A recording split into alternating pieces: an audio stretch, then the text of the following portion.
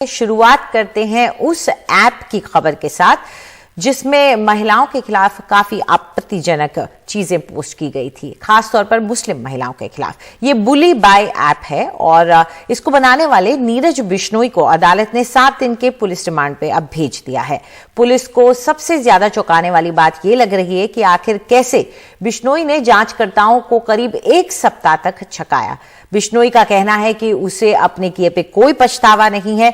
उसका कहना है कि वो नाराज था कुछ इन पत्रकारों से और खास तौर पर उन महिलाओं से जिनकी आइडियोलॉजी के खिलाफ वो था। बिश्नोई ने इंटरनेट पर खुद को ट्रैक करने से बचाने के लिए कई तरकीबें भी अपनाई।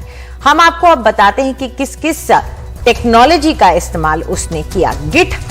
गिटहब इंक सॉफ्टवेयर डेवलपमेंट के लिए एक इंटरनेट होस्टिंग सर्विस प्रोवाइडर है और इसी का इस्तेमाल कर उसने अपने ऐप को इंटरनेट पर होस्ट किया।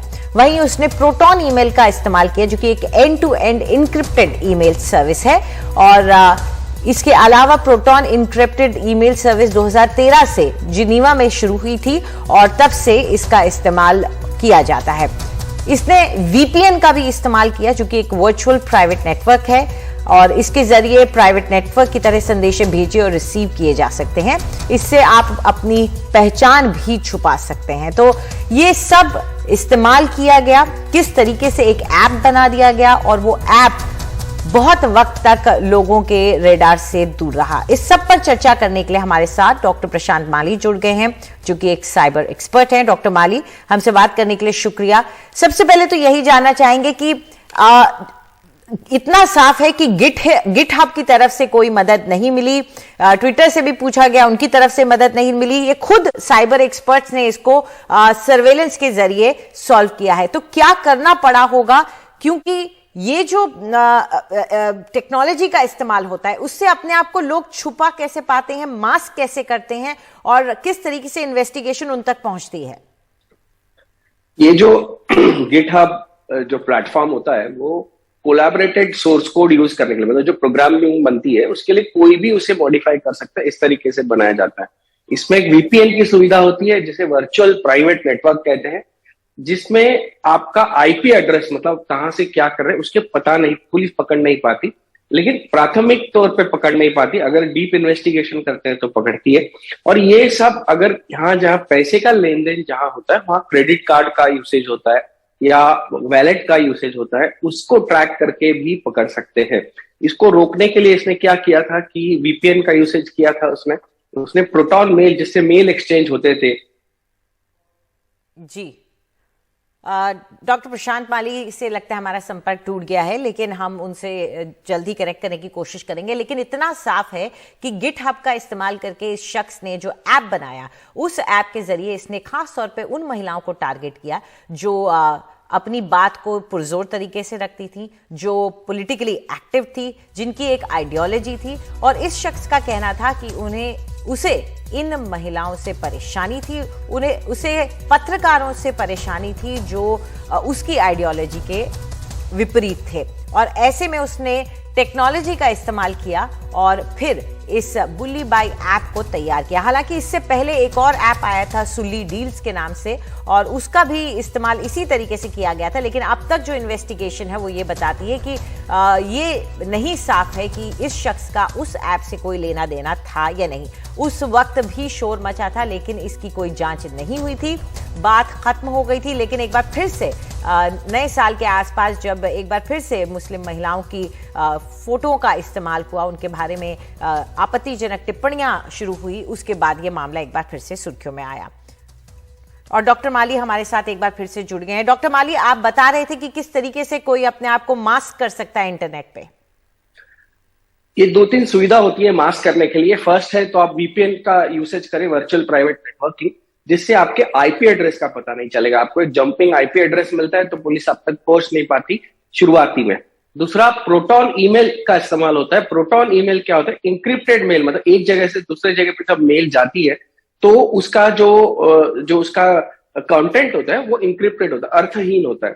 और जिस जगह से आई, जिस जगह पे पहुंची, उसका जो सेंडर एड्रेस है उसे प्रोटॉन मेल किसी को रिवील नहीं करता। ये उनकी सर्विस है और इसीलिए इसको यूज करते हैं।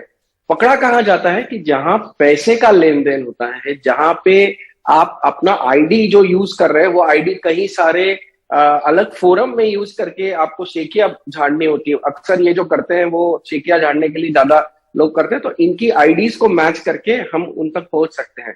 और कई बार बिटकॉइन का वैलेट का इस्तेमाल किया जाता है, तो वहां से भी हम की तरफ पहुंच जाते हैं।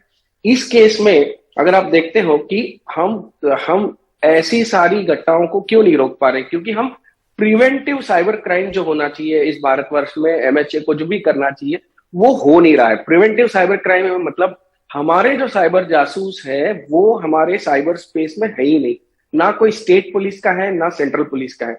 इससे जो ये घटनाएं कर रहे हैं लोग, उधर तक हमको पूर्व नियोजित खबरें आती नहीं है। पूर्व नियोजित खबरें के लिए हमें इसकी सिस्टम बनानी पड़ेगी। और दूसरा, जो सोशल मीडिया लैब्स जो सेंट्रल गवर्नमेंट की या स्टेट गवर्नमेंट की होती है, अक्सर जो पुलिस इसे मैन करती है वो अपने पॉलिटिकल मास्टर्स को यूज करती है। जो भी सरकार उस स्टेट में हो उनके लिए ज्यादा यूज करती है और कॉमन मैन के लिए यूज नहीं करती। बिकॉज ये कॉमन मैन के लिए प्रिवेंटिव साइबर क्राइम का जो सिस्टम है वो काम नहीं करता, इसलिए हम हमेशा रिएक्टिव होते हैं। और रिएक्टिव मतलब जब भी कोई रिपोर्ट करता है या बहुत सारे लोग रिपोर्ट करने लगते हैं, तभी हम ऐसी वेबसाइट्स, ऐसे एप्स, ऐसे लोग जो ये कर रहे हैं उनको पकड़ पाते हैं। हमें चाहिए कि कुछ प्रिवेंटिव मैकेनिज्म हो, जैसे कि महाराष्ट्र में हमने शुरू किया था सेक्शन 149 सीआरपीसी के अंडर नोटिस भेजते थे जो ऐसे एप्स बना रहे हैं। जब मैं आपसे अभी बात कर रहा हूं, अभी भी ऐसे एप्स अलग अलग तरीके से मौजूद है।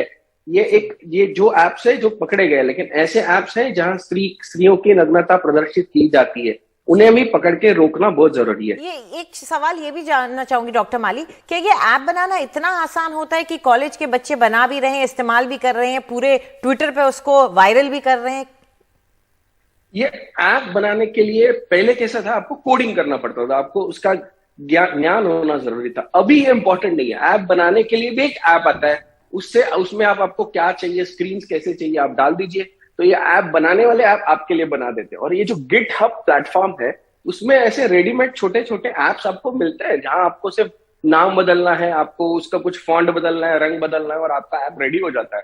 तो जो ऐप बनाना इतना आसान हो गया है, इसीलिए ये कॉलेज के बच्चे जिनको थोड़ा सा इसके बारे में ज्ञान होता है वो इसको फैलाते हैं, इसको यूज करते हैं और अपने अलग मोटिवेशन में इसको इस्तेमाल करते हैं। जी बिल्कुल। तो टेक्नोलॉजी ने जहां जिंदगी आसान भी की है, वहां जिंदगी में कई नई मुसीबतें भी पैदा कर दी। शुक्रिया हमारे साथ जुड़ने के लिए डॉक्टर माली। लेकिन चिंता की बात यह है, जैसे कि डॉक्टर माली कह रहे हैं, कि प्रिवेंटिव अभी यानी कि रोकने के लिए अभी हम कोई कदम नहीं उठा रहे हैं। इस तरह के वाकये हो जाते हैं, उसके बाद हम कार्रवाई करते हैं।